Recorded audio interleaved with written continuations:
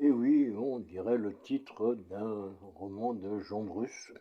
Il y a de l'eau dans le gaz à Gaza. Sauf qu'à Gaza, il n'y a plus d'eau, il n'y a plus de gaz.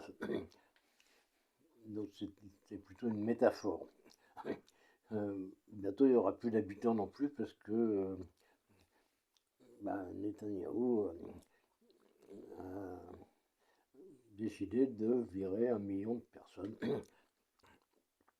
pour les envoyer. Je ne sais même pas où d'ailleurs, il n'y a pas de place, mais bon. Alors tout a commencé parce que initialement il y a toujours des bonnes idées au départ.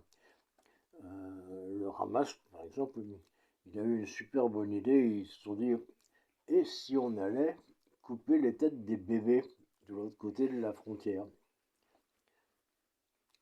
Alors,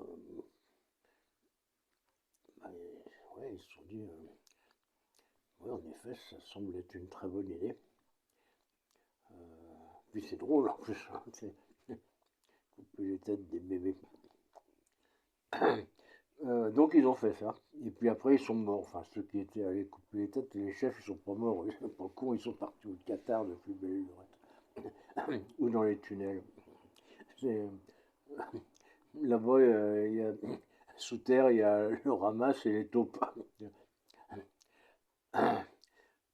Donc Netanyahou il s'est dit je vais pas être en reste comme apparemment nos ennemis ont des super bonnes idées. Moi je vais avoir aussi une super bonne idée, c'est on vire la moitié des habitants de Gaza, dans leur intérêt, hein, dans leur intérêt. Parce que bon, on va pouvoir casser leur maison, euh, et puis après ils pourront toujours revenir pour habiter l'état de gravier. Quoi. Et ça va faire plaisir à mes compatriotes, là, c'est Netanyahou qui parle. Il pense que ça va faire plaisir à ses compatriotes de la même façon que le Hamas a pensé que l'attaque sur Israël, ça a fait plaisir aux Palestiniens. Euh, vous connaissez le proverbe suisse si vous voulez m'aider, ne faites rien. C'est quand même un peu ça. Hein. Quand le Hamas il rend ses services ou quand Netanyahou il rend service à sa population, des fois on a un doute sur le résultat de l'intervention du despote éclairé.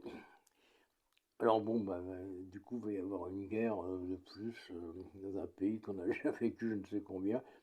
Ils vont tous se foutre sur la gueule. Et puis, ils seront contents parce que ça va les occuper.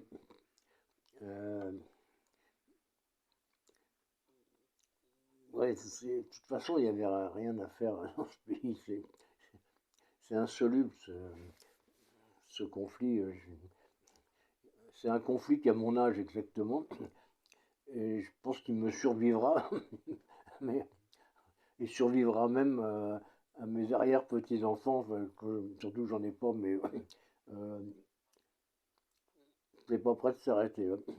À mon avis, la fin du monde, ça arrivera avant la fin du conflit israélo-palestinien. On va pas pleurer, hein, on s'en fout en fait.